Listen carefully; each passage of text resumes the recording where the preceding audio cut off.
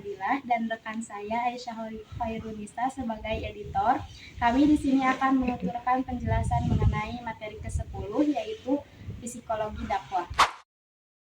Psikologi dakwah merupakan pelajaran yang mempelajari tingkah laku manusia dan melakukan pendekatan melalui pendekatan jiwa, yang artinya kita harus bisa mengajak atau memotivasi seseorang tanpa memaksakan kehendaknya. Pengertian urgensi psikologi dakwah. Secara harfiah, psikologi artinya ilmu jiwa, berasal dari bahasa Yunani physique yang artinya jiwa dan logos ilmu. Akan tetapi yang dimaksud bukanlah ilmu tentang jiwa, namun psikologi adalah ilmu yang mempelajari tingkah laku manusia sebagai gambaran dari keadaan jiwanya. Adapun dakwah merupakan usaha mengajak manusia agar beriman kepada Allah Subhanahu wa taala dan tunduk kepadanya dalam kehidupan di dunia ini, dimanapun dia berada dan bagaimanapun situasi serta kondisinya.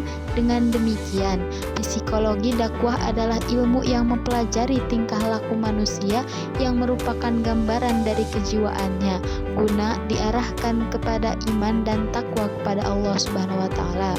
Apabila disederhanakan, bisa juga disebut dengan proses dakwah melalui pendekatan kejiwaan. Peran manusia dalam proses dakwah ada 8. Yang keempat, menjadi motivator dan penyemangat. Yang kelima, sebagai pengingat dan penasehat atau mudakir. Yang keenam, membangun komunitas yang islami. Yang ketujuh, mengatasi tantangan dan batasan. Dan yang kedelapan, berdoa dan memohon pertolongan Allah.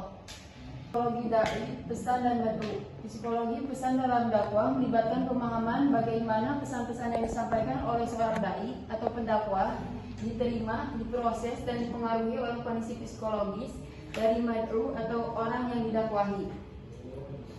Pemahaman terhadap aspek psikologis ini sangat penting untuk menyampaikan dakwah dengan cara yang efektif dan tepat, agar pesan yang disampaikan dapat diterima dengan baik dan berdampak positif. Aspek-aspek psikologi dalam dakwah. Yang pertama ada aspek kognitif atau pemahaman dan penalaran. Yang kedua ada aspek emosional atau perasaan dan reaksi psikologis. Ketiga ada aspek sosial atau hubungan dan konteks sosial.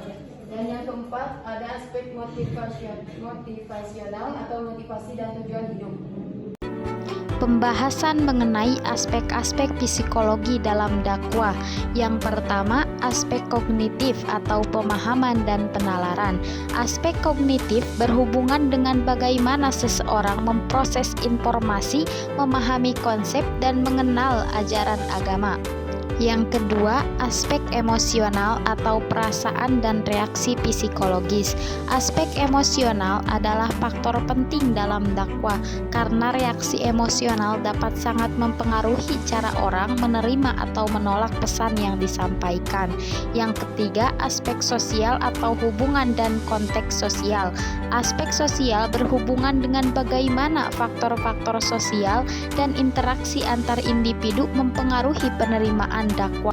Dan yang keempat, aspek motivasional atau motivasi dan tujuan hidup.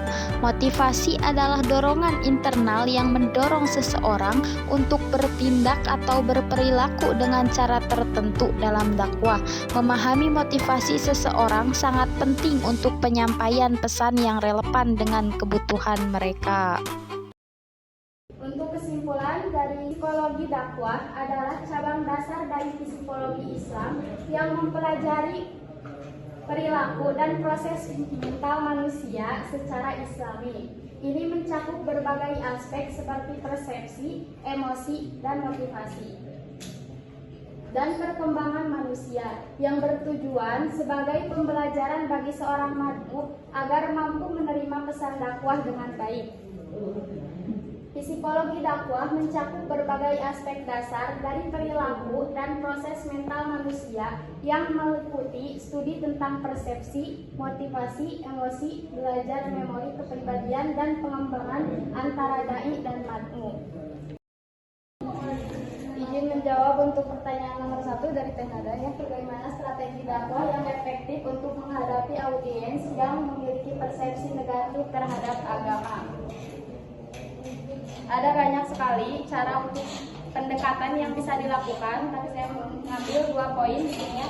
Dalam menghadapi mad'u yang memiliki persepsi negatif terhadap agama, yaitu dengan melalui pendekatan empatik dan penuh kasih sayang. Jadi tanpa adanya paksaan dalam berdakwah. Jadi dibiarin aja si audiens teh untuk memikir gimana gitu.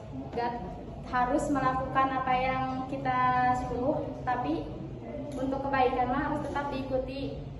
Terus yang kedua, menanggapi keraguan dengan ilmu yang santun. Jadi kan orang memiliki persepsi negatif terhadap agama tuh karena ragu, gak percaya terhadap agama tersebut. Oleh karena itu, kita harus menanggapinya dengan santun, dengan diberitahu secara perlahan dari hati ke hati sambil ngobrol, gak langsung dakwah secara pemaksaan gitu. Terus yang ketiga, menunjukkan teladan yang baik. Kalau semisal ceramah kita belum didengar atau gimana, kita liatin aja teladan kita yang baik. Nanti juga kalau keseringan kita berlingkungannya sama orang-orang yang baik, kita juga akan ikut